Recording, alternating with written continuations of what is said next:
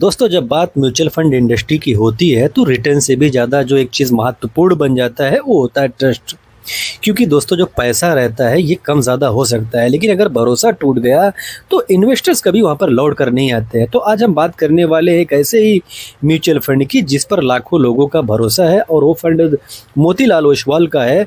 तो मोतीलाल ओसवाल की तरफ से 3 कंपनियों में एक्विजिशन होता हुआ नज़र आया है। तीनों कंपनियों का मार्केट कैप छोटा है और इनका जो बिजनेस का पोटेंशियल है वो भी इन कंपनियों में नज़र आता है। तो दोस्तों तीनों कंपनियां कौन कौन सी हैं ये जानेंगे, तीनों कंपनियों का बिजनेस क्या है ये भी देखेंगे। उससे पहले दोस्तों एक इम्पॉर्टेंट डिस्क्लेमर देना चाहेंगे, ये video just for study purpose के लिए, इन्फॉर्मेशन पर्पज़ के लिए है। मेरी तरफ से कोई बाय सेल होल्ड का कॉल नहीं है। तो सबसे पहली कंपनी को देखेंगे तो इस कंपनी में प्रमोटर के पास 51% का शेयर है। वहीं पर एफआईज को देखेंगे, एफआईज के पास 3% का शेयर है। और इनफैक्ट दोस्तों अगर आप लोग ध्यान से देखेंगे तो जो एफआईज है लगातार अपना पोजीशन बढ़ाते हुए ही नजर आए हैं। वहीं पर डीआईज को देखेंगे तो डीआईज की तरफ से भी इस कंपनी में पोजीशन बढ़ाया गया है। पब्लिक को देखेंगे तो 36% का शेयर पब्लिक के पास है। तो कुल मिलाकर एफआईज डीआईज पब्लिक सबके पास हिस्सेदारी है।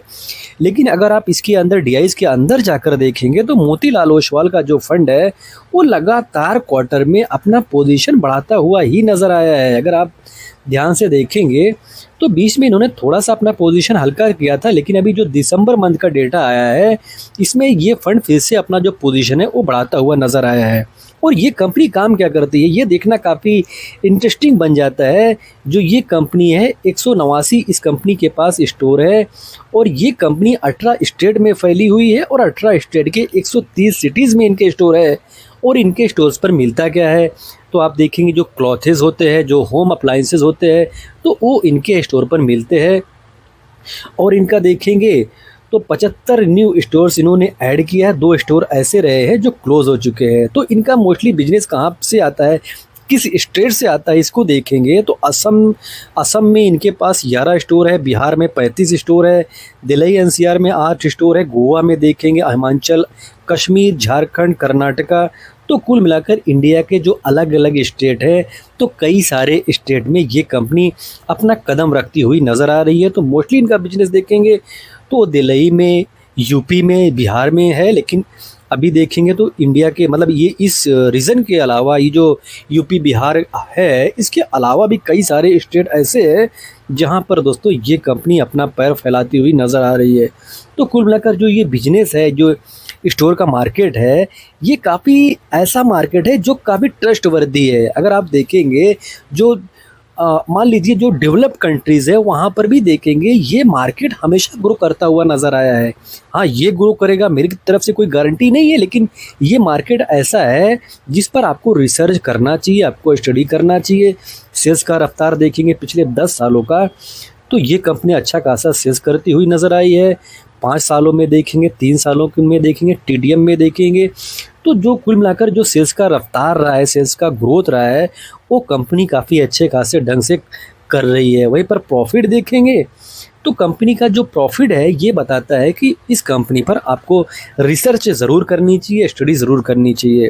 और दोस्तों अगर आपको वीडियो इन्फॉर्मेटिव लग रहा है तो चैनल को अगर अभी तक आपने सब्सक्राइब नहीं किया है तो सब्सक्राइब भी कर लीजिए, बिकॉज दोस्तों अगर आप सब्सक्राइब करते हो तो मुझे और भी हार्डवर्क करने का और भी ऐसे ही इंटरेस्टिंग वीडियो बनाने का मोटिवेशन मिलता है। और दोस्तों इस कंपनी को देखेंगे तो टॉप से अच्छे खासे करेक्शन में भी नज़र आ रही है। और इस कंपनी का नाम की बात करें तो V2 रिटेल इस कंपनी का नाम है। एक ऐसी कंपनी है जिस पर आपको रिसर्च करना चाहिए, स्टडी करना चाहिए। जैसे आप देखेंगे ट्रेंड लिमिटेड का बिजनेस है तो वैसे ही इस कंपनी का भी बिजनेस है। अभी मार्केट कैप छोटा है, छोटी कंपनी है तो आपको इस पर रिसर्च ज़रूर करनी चाहिए, स्टडी ज़रूर करनी चाहिए। वहीं पर दोस्तों दूसरी कंपनी को देखेंगे तो यहाँ पर प्रमोटर के पास 52% के आसपास का शेयर है। अगर आप एफआईज को देखोगे तो 15% के आसपास का शेयर है, लेकिन आप डीआईज को देखोगे तो 28% के आसपास का शेयर डीआईज के पास है। इनफैक्ट दोस्तों डीआईज इस कंपनी में लगातार अपना पोजीशन बढ़ाते हुए ही नज़र आ रहे हैं। तो दोस्तों हमें इस कंपनी पर रिसर्च करना चाहिए, बिकॉज डीआईज अपना पोजीशन बढ़ा रहे हैं। पब्लिक के पास अगर आप देखते हो तो 4% से भी कम का हिस्सेदारी पब्लिक के पास होना ये बताता है कि इस कंपनी पर रिसर्च करना चाहिए। बिकॉज कोई भी स्ट्रॉन्ग कंपनी रहती है, अगर वो ज़्यादा भागती नहीं है तो पब्लिक को वहाँ पर इंटरेस्ट नहीं नज़र आता है। लेकिन अगर वही कंपनी लगातार हायर हाई मारती हुई ऊपर की तरफ जाती है तो जो पब्लिक होता है, जो रिटेल होता है, वहाँ पर फंस जाता है। तो इस कंपनी पर आपको रिसर्च करनी चाहिए, स्टडी करनी चाहिए। और इसमें मोतीलाल ओसवाल का जो स्मॉल कैप फंड है लगातार क्वार्टर में अपना जो पोजीशन है वो बढ़ाता हुआ ही नज़र आया है।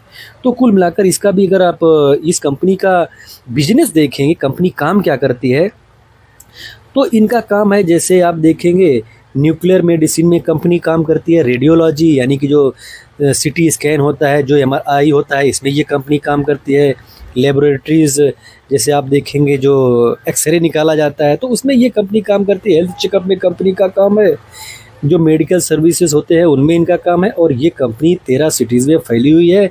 81 इनके पास डायग्नोस्टिक सेंटर है और 11 रेफरेंसेस लैबोरेटरीज इनके पास है। तो कुल मिलाकर इनका जो बिजनेस है ये लगातार ग्रो करता हुआ नज़र आया है। इनका मोस्टली बिजनेस देखेंगे तो हैदराबाद में हो रहा है।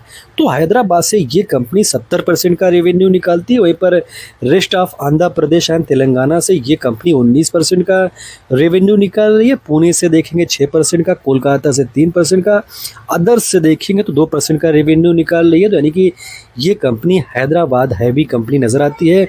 उसी एरिया में ये कंपनी ज़्यादा अपना बिजनेस फैलाती हुई नज़र आई है। तो जो ये कंपनी है ये अपना कैपेक्स भी करती हुई नज़र आ रही है। अगर आप देखेंगे तो इनका जो बिजनेस है ये ग्रो करता हुआ नज़र आ रहा है। और आप देखेंगे FY27 तक ये कंपनी अपना जो कैपेसिटी है वो एक्सपेंड करती हुई नज़र आ जाएगी। तो कुल मिलाकर इस पर भी आपको रिसर्च करना चाहिए। और ये कंपनी प्लान कर रही है 5 हब्स ओपन करने का और 2 स्पोक सेंटर ओपन करने का। और इनका देखेंगे जो मतलब जो प्लान है ये कब तक का है, FY26 में देखेंगे, H2 FY26। और ये आंध्र प्रदेश, तेलंगाना, आप देखेंगे हैदराबाद, तो यहाँ पर ये अपना एक्सपेंशन कर रहे हैं, अपना प्लान कर रहे हैं। तो कुल मिलाकर फ्यूचर में ये कंपनी यहाँ से भी अच्छा खासा रेवेन्यू जनरेट करती हुई नज़र आ सकती है। ये चीज़ जानिए कि कंपनी का जो बिजनेस है आज के दौर में छोटा है लेकिन फ्यूचर में ग्रो कर सकता है। अगर सेल्स का रफ्तार देखेंगे तो पिछले 5 सालों से ये कंपनी डबल डिजिट में सेल्स कर रही है। वहीं पर प्रॉफिट का रफ्तार देखेंगे तो कंपनी प्रॉफिट भी जनरेट कर रही है। और कंपनी का नाम की बात करें तो विजया डायग्नोस्टिक सेंटर कंपनी का नाम है। तो आपको इस कंपनी पर रिसर्च करना चाहिए। बिकॉज दोस्तों जो ये डायग्नोस्टिक वाला बिजनेस होता है ये काफ़ी सदाबहार बिजनेस माना जाता है। बिकॉज जैसे जैसे पॉपुलेशन बढ़ेगा, जैसे जैसे पब्लिक ओल्ड होगी, बीमारियां भी बढ़ेंगी, तो उनको अपना जो मतलब स्कैन है वो भी कराना पड़ेगा। तो कोई भी रहेगा जो ओल्ड होगा तो वो ज़्यादा से ज़्यादा उसको बीमारियां आएगी। तो वैसे में इन कंपनियों, जो ये कंपनियां हैं, जो डायग्नोस्टिक वाली कंपनियां हैं, वो पिक्चर में आती हैं। तो कुल मिलाकर इनका जो बिजनेस है ये फ्यूचर में और भी तेज़ी से ग्रो कर सकता है। इस चीज़ को आप समझिए। और दोस्तों तीसरी कंपनी को देखेंगे। तीसरी कंपनी में प्रमोटर के पास 60% के आसपास का शेयर है। एफआईज और डीआईज के पास भी अच्छा खासा पोजीशन है। पब्लिक के पास अगर आप देखते हैं तो 20% का हिस्सा पब्लिक भी अन इस कंपनी में करते हैं। वहीं पर मोतीलाल ओसवाल का जो स्पेशल अपॉर्चुनिटीज फंड है यहाँ पर 1.25% का इस कंपनी में पोजीशन बनाता हुआ नजर आया है। और इस कंपनी का बिजनेस अगर आप देखेंगे तो जो ड्रग मार्केट है इसमें ये कंपनी फैली हुई है। मोस्टली इनका बिजनेस दोस्तों यूएसए के एरिया में होता है, उसी साइड में ये कंपनी फैली हुई नज़र आती है। और इनका देखेंगे डोसेस देखेंगे कहाँ से कितना रेवेन्यू आता है। जो ओरल सॉलिड डोसेस होते हैं वहाँ से ये कंपनी 85% के आसपास का रेवेन्यू जनरेट करती है। ओरल लिक्विड से 10%, नसर फॉर्मुलेशन से 2%, इंजेक्टेबल जो प्रोडक्ट होते हैं वहाँ से 0.5%, अदर से देखेंगे तो 2% का रेवेन्यू अदर से भी आ रहा है। तो कुल मिलाकर ये कंपनी जो ड्रग का मार्केट है इसी में फैली हुई नज़र आती है।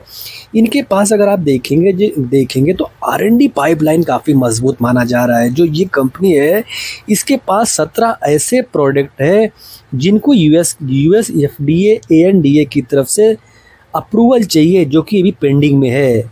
वहीं पर 63 ऐसे प्रोडक्ट है जो अभी रिसर्च जिस पर चल रही है, जो डेवलपमेंट में है।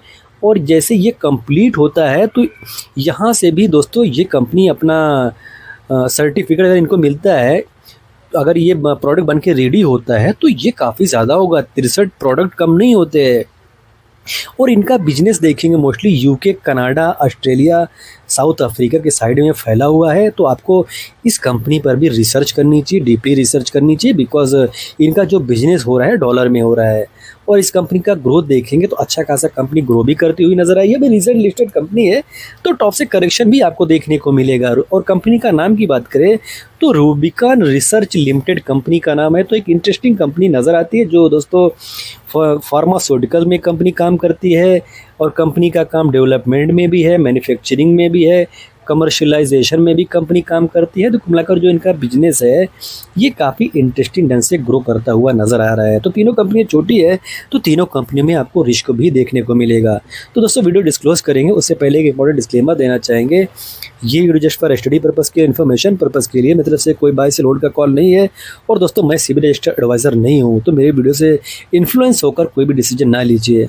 और दोस्तों अगर आपको वीडियो इन्फॉर्मेटिव लगी हो तो वीडियो को लाइक कमेंट शेयर करें, और चैनल को सब्सक्राइब ना किया हो तो सब्सक्राइब भी जरूर कर ले। मिलते हैं दोस्तों किसी नए वीडियो में एक नए टॉपिक के साथ, तब तक के लिए हैप्पी इन्वेस्टिंग।